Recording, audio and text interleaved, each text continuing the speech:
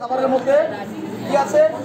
এটা শস্য জাতীয় না, শস্য জাতীয় আপনারা বলছেন না, ভাত ডাল জাতীয়। হ্যাঁ, এটা হচ্ছে প্রাণী জাতীয়। আর এখানে হচ্ছে বিভিন্ন রকম সবজি, সবুজ সবজি বা রঙিন সবজি যা বললেন, হলুদ।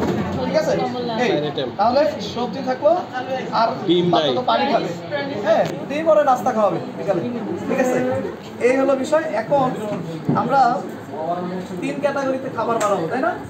6 মাস থেকে 8 মাসের একটা, 9 মাস থেকে 11 মাস, 12 মাস থেকে 23 মাস। এখন আমরা উল্টাভাবে আগাবো। কেমন?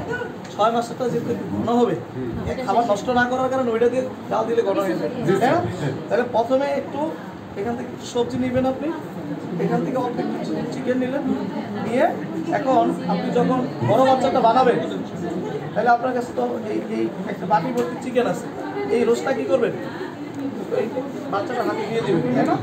যে এবং আপনি বলবেন বানানোর সময় ওর সামনে বানাবেন, খাবারটা হাত ধুইবেন, পরে হাত ধোয়াবেন, কিন্তু বড় বাচ্চা এবং সামনে বসে বানাবেন।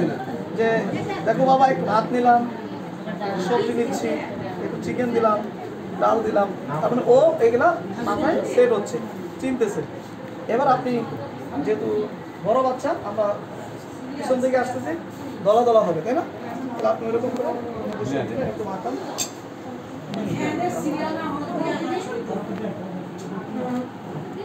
বলতে হবে তো, সবজি নিলাম, সবজি নিলাম, ডাল ডাল এখন বেশি দিয়ে তো পরে গরম হয়ে যাবে।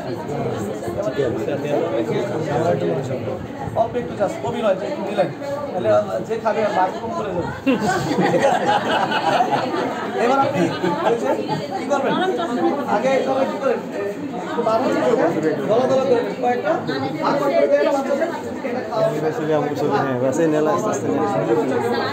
আমার বাচ্চাকে এরকম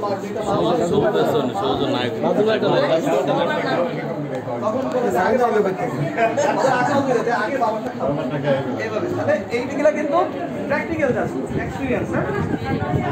হ্যাঁ, ঠিক আছে। এবার আপনি কিন্তু দলা দলা করে